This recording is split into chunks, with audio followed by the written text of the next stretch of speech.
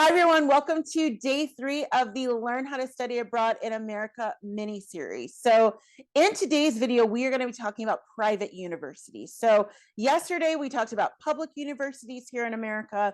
Today we're going to be talking about private universities. These include a lot of schools that you may know, like Yale, like Harvard, University of Pennsylvania, all the different ones you've probably heard of that are more name brand.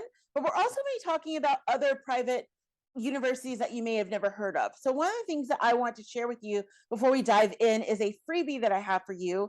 It is my college quick look list. So with this particular freebie, if you click into the description box, you're going to be able to find it.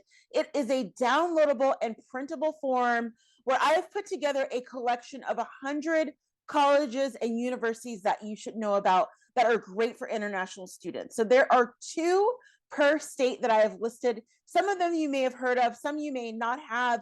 Part of the reason why I wanted to put this freebie together is that I wanted to be able to highlight some of the colleges, well, universities and colleges that do not always get the most attention, but that are great for international students. So what you're going to be able to do is when you go ahead and download this, it's actually going to be clickable. So you can click into any highlighted area on this sheet and go straight to the website for the college or university and learn more about what they offer for international students. So I'm excited to bring this to you. I'm excited for you to get your hands on it. And I look forward to hearing feedback on how you find it because, again, as I said, a lot of the colleges and universities listed on here do not always get the most fanfare, but they are great for international students regardless. Let's dive into day 3 and talk about private universities. So for day 3, we are talking about private universities. So I hope that for the first 2 days, it's been great for you to kind of learn about the different public universities and what they have to offer. We're going to be talking today about private universities and how they are a bit different from public universities, even though they share the name university. We've already talked about what a university is versus college in day 1 as well. So what is a private university? So as you know, from day 1, there are nearly 6,000 colleges and universities here in the US, and private universities definitely make up a huge chunk of those as well. So similarly to public universities, I want to just put some on the screen that you may have heard of before. So Carnegie Mellon in Pennsylvania, Anderson University, that's in South Carolina, Brigham Young University, University of California, Baylor, Hofstra. There's so many different ones. Again, I just picked out a few that I know a lot of international students tend to choose. But what is a private university? So we learned in day 2 that public universities are primarily, that's why they're called state universities. They are primarily run by the state. With private universities, it gets a little bit different. So private universities are different than public universities in several ways. The first way is that they tend to be smaller than public universities, but they're still a little bit bigger than private colleges. So a public university compared to a private university compared to a public university, let's say they may have 9,000 students, or they may have 14,000 or 15,000. And within that, a lot of the students are undergrad, and then they have their graduate schools. Whereas, as you know, with a public university, there could be 20,000, 30,000, however many. So that's something to keep in mind. The second thing to keep in mind is that most of the private universities are funded from a variety of private sources. So that could be private grants, but a lot of it comes from their endowments, which are primarily given to them by donors who are going to be contributing. They're not all big donors. So you will read stories about people who gave $25 million, $30 million to build a building or whatever that may look like. But there are lots of people who go to private universities, who go to any university, but particularly private universities, since a lot of them depend on donations, who just give maybe every paycheck or every year.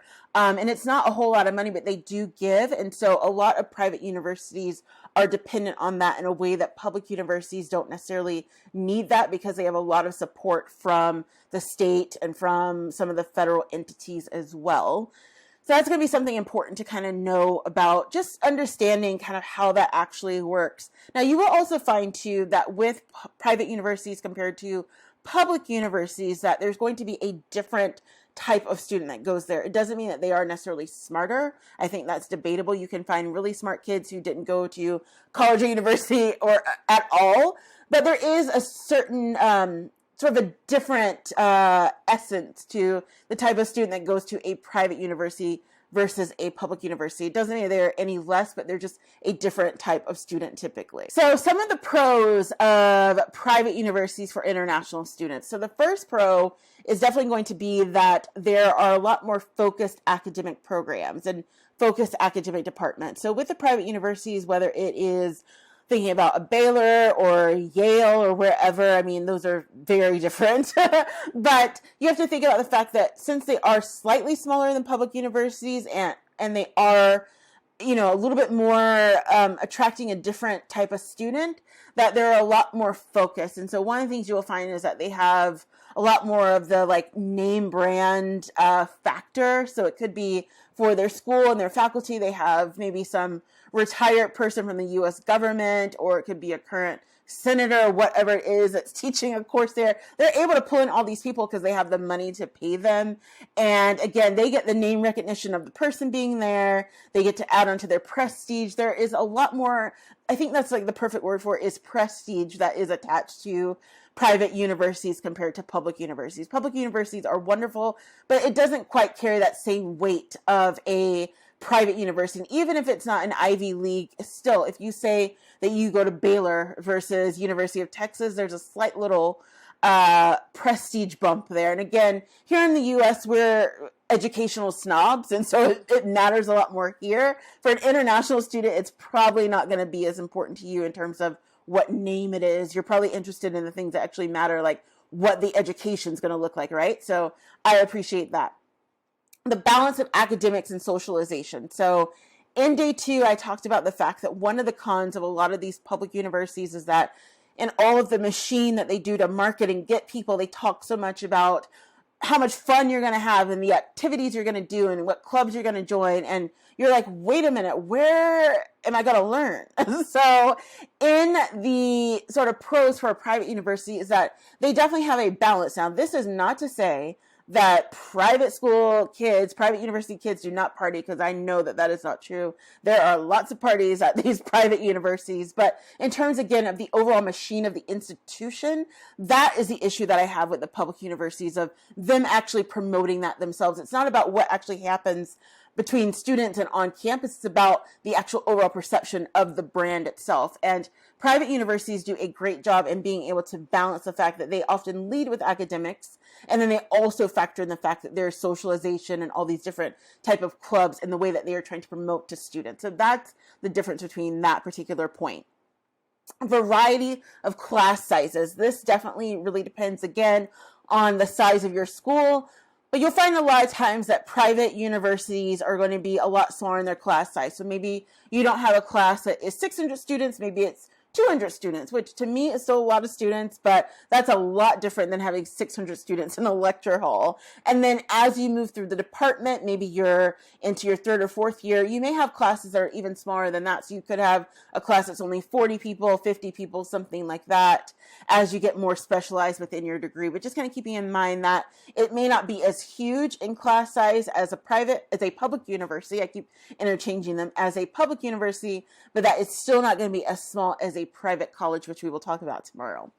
Now, the culture itself is less set by region and more by mission. So this sort of ties into the balance of academics and socialization I was talking about, but I also too wanted to go back to what I was saying about public universities and how it can be very insular. And so you have a lot of people there who are from either the same region or they're from the same state, and they've kind of grown up in the same environment all the time. And so they connect really easily, but you can feel like an outsider. Whereas at a private university, since it's led more by the mission and less about the region, because again, it's not a state-based school, that they tend to attract people from all over the place, and you get to meet a broader swath of people from all over the country and all over the world, obviously, as an international student. So again, something to think about there and ponder if it is going to be really important to you to sort of meet different people from all over the place, that a private university might be better compared to a public university for that particular option. Cons of private universities for international students. The first con, which we have been talking about this for a little while, but it starts to get more real here, is going to be the higher cost of tuition. So with private universities, while you get the name brand and you get sometimes the celebrity teacher, and you get some of the fancy buildings who someone has just donated $50 million and all that stuff, you're going to have to pay for it. So there's a higher cost of tuition for private universities outright. And however high you think it can go, it probably can go higher than that. So just keep that in mind. Competitive student body. So while competition can happen anywhere, private universities are particularly known for competitive student body, meaning that you're going to be sitting next to people who were likely high achievers in their high school, maybe in their middle school, maybe when they were just 5 years old. And so you do have much more of that competition, whereas if you go to a public university, for example, you may find students, some of them were really good in high school, middle school, some of them were pretty mediocre, some of them just got there on a wing and a prayer. And that can be said for private universities as well. We know that some people buy their way in. I did just say that. But it's a lot different in terms of what is expected of you. And so you just want to keep that in mind, that there's a lot more of an expectation and therefore it's more competitive in a lot of ways. Not all the time. You could go to somewhere it's not like that, but they are a lot more known for that.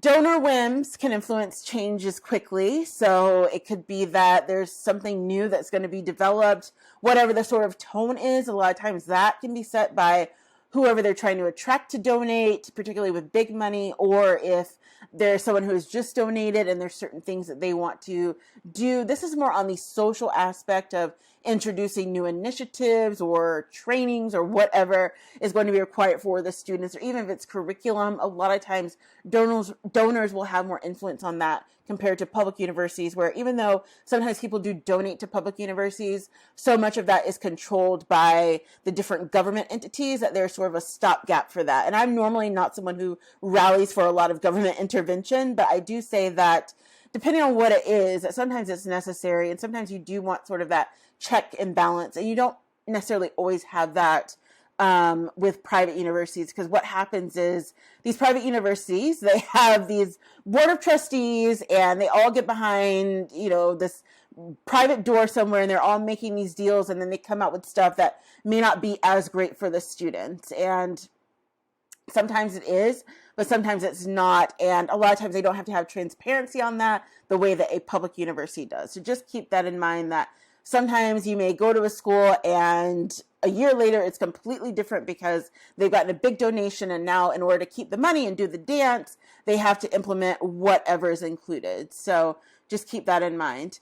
And then broad range between top and bottom socially. Now I wanted to also emphasize this because, as I said before, while it is a pro that you're going to meet lots of different people from all over the place, the other con is that there tends to be much more of a stratified sort of group of people. So I don't really like to think of it in class. I know that the US does have a class system, but it's not the same as like in the UK or anything. But I want you to think of it in the sense of, you could be sitting next to someone who comes from a family of, let's say, 2 parents, and their parents make $800,000 a year, and they have all the stuff they could ever want and need. And the person right next to them could be someone who is an orphan that grew up in the foster system, that is there on a full scholarship and can't even afford to pay for their meal plan. And so that's a big difference that you find at private universities. I'm not going to get into all the reasons for that. Some of them are good, some of them are bad, but that is kind of the place where you find it. Whereas at public universities, a lot of times, again, it's much more accessible for a lot of different people. And even though a lot of them are from the same place, it's a little bit okay. Even though there are some people there who are very wealthy, come from wealthy families, there are some people who don't come from such a that it's much more balanced off based on the fact that it's kind of more just balanced, like in the sense of like the fact that you kind of have like different types of people there. Whereas at private universities, there's much more of a clear line of these people here can definitely afford to be here. These people cannot. How do they even get in here? At least that's a lot of the attitude. And in private colleges, which we will talk about tomorrow, you don't find as much of that because, again, there's less people. And so the way they tend to recruit is a lot different. But I did want to point that out because I know that this is something that I talk to students a lot about, and that students have heard a lot about those discrepancies between in a private university, let's say like a Harvard or like a Princeton, that you do have those huge gaps between people where you're like, how do these people even exist within the same room? Do you know what I mean? And there's nothing wrong with it. I'm not saying that people are going after each other and that they don't get along or anything like that. But what I am saying is that stark difference. Whereas, for example, like I said, in a private college, you may find people that are a little bit more balanced off. And in a public university, since there's so many people there, it ends up all balancing off. And so just something to think about just as you kind of move through your cycle of applying of, is that something that's important to you? Do you want to be in a situation where you are around people that, even though you're around a lot more different types of people, that there's so many different sort of, ranges of different things that people have to deal with compared to going to a different type of institution. So I told you it was going to get bigger. So for the affordability for private universities, you can see here that, again, this is the same thing as the public universities from day 2, that this is the per cost per for tuition for each year for a international student. So this is on average of the top 10 for the top 10 private universities nationwide. This is not a one size fits all. And so this is just taking into account before anyone got any type of financial aid or anything like that. So just kind of know that as you go up the line here, that things will get it more expensive and that you just have to account for that. So definitely want to share that with you, and I will see you tomorrow. So for day 3, I think the primary takeaway is doing the affordability test and the comparison. I know that this is something that a lot of students start to do when they think about universities specifically, is if they're choosing a university, what is going to be the best value? So should I go with the public university, even as an international student, which might be a little bit more affordable and I get more, or should I go with the private university where I'm definitely going to get the name ID and a little bit more exclusive access, but I might be paying more? So in addition to thinking about affordability, also, as I mentioned before, consider the pros and cons of going to a private university as you are thinking about your journey here to the US. I will see you tomorrow where we're going to be talking about private colleges. So again, as we covered in day 1, there's so many different terms and different levels to this as we think about higher education here in America. And so tomorrow we're going to be talking about private colleges specifically, how they are different even from private universities, and why they might be a good choice for you as you decide to come here to America. I will see you tomorrow for day 4.